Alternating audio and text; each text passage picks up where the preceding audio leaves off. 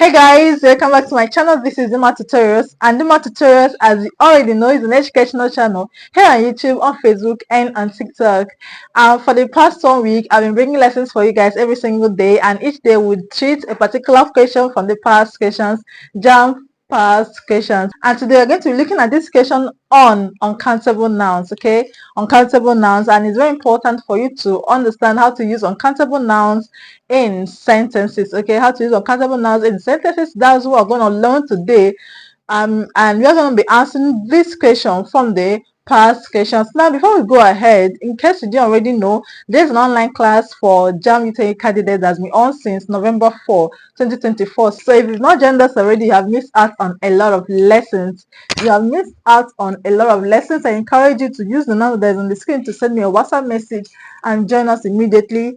And that is if you really want to be among those who are going to smash JAMB-UTME visa, because we have a lot going on for our students. We have robust teachers who are committed to seeing that their students score the highest in their subject. So make sure you join us. It's more like a competition among my teachers, because there's a prize for the teacher whose students score the highest in this JAMB-UTME. So there's a competition among my teachers to ensure that they produce the best scoring candidates. So make sure you join us if you really want to take advantage of what is going on in our online classes. And our fees are minimal, just 1,000 naira per subject per month, and it's flexible. You can register for as many subjects as you can afford. You can register for 2, 1, 3, 4 subjects, as many subjects as you can afford. Okay, all right, now let's go to the question. Course dash writers are to reflect local colors. Course dash writers are to reflect local colors.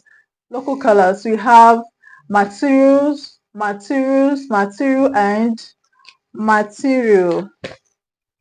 Okay, materials, and material, and materials.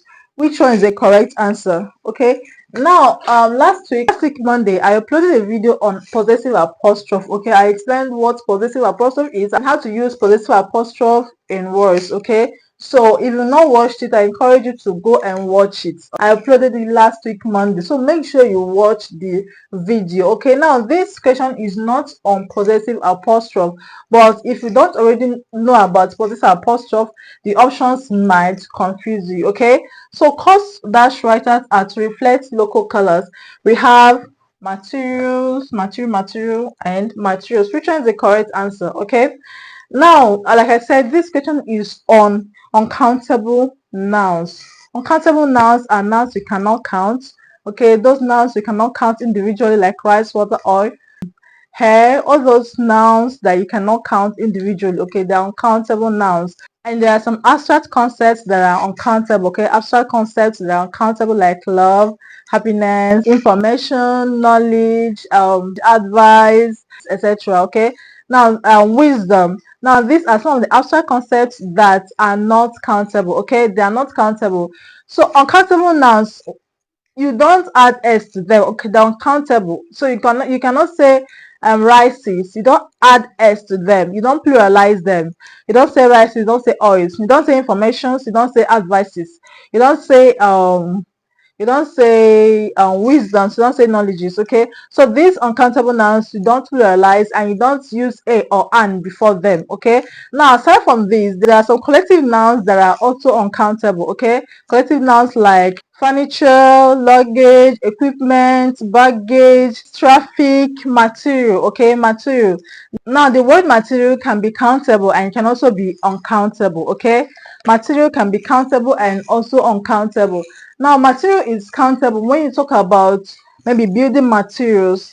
Now when you talk about maybe sewing materials, those things that are used for something, those materials that are used for doing a particular thing. Okay, now those things are countable, and you can pluralize materials when you're referring to maybe sewing materials, building materials, etc. Now when you talk about material as pieces of information, pieces of writing that are used for academic purpose. Okay, something written for academic purpose.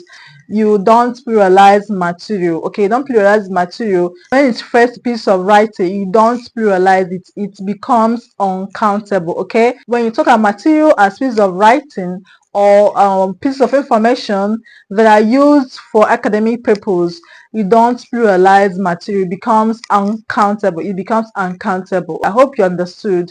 So material, the word material can be uncountable and can be countable. So you just have to understand the environment where to use material as an uncountable noun and when to use it as a countable noun. Now let's look at this question. Cause dash writers are to reflect local colors. Okay, we have option A, material and material. So which one is the correct answer? Okay, now we have course dash writers.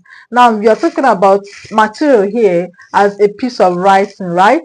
We are referring to material as a piece of writing, so we are not going to pluralize it. Okay, we are not going to pluralize it, so the correct answer is going to be option C. Now one thing about uncountable noun is that it's not just that you don't pluralize it, you don't use a or an before it. So you don't say an information, you don't say a water, you don't say a material when you're talking about material as a piece of writing or a piece of information. Okay, you don't say an equipment, you don't say an equipment, you don't say a furniture, you don't say furniture. Okay, you don't say hospital equipment, but that's the hospital equipment. Okay, so when you use the word equipment, always make sure you use it in the singular form, don't pluralize it. Okay, it's not furnitures, it's furniture. It's not baggages, it's baggage. It's not luggages, it's luggage. Okay, it's not luggages, it's luggage. So these are some of the countable nouns you should take note of.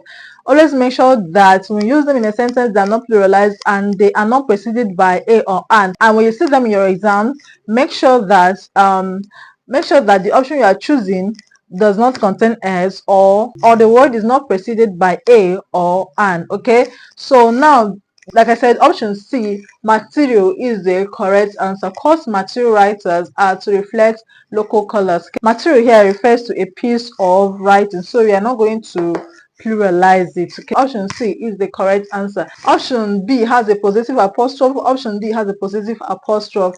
This question does not have anything to do with possession. Okay, it doesn't have anything to do with possession, so it doesn't make sense in this sentence. Okay, so the correct answer, like I said, is option C.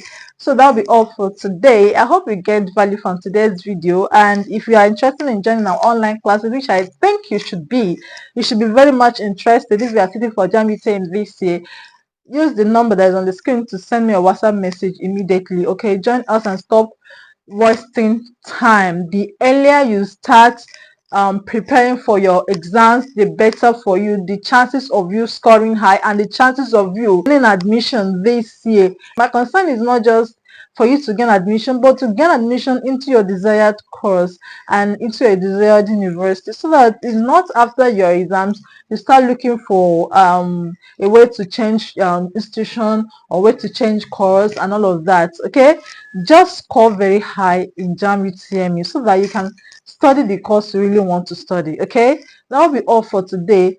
Thank you very much for watching, and I will see you guys again tomorrow. Bye bye.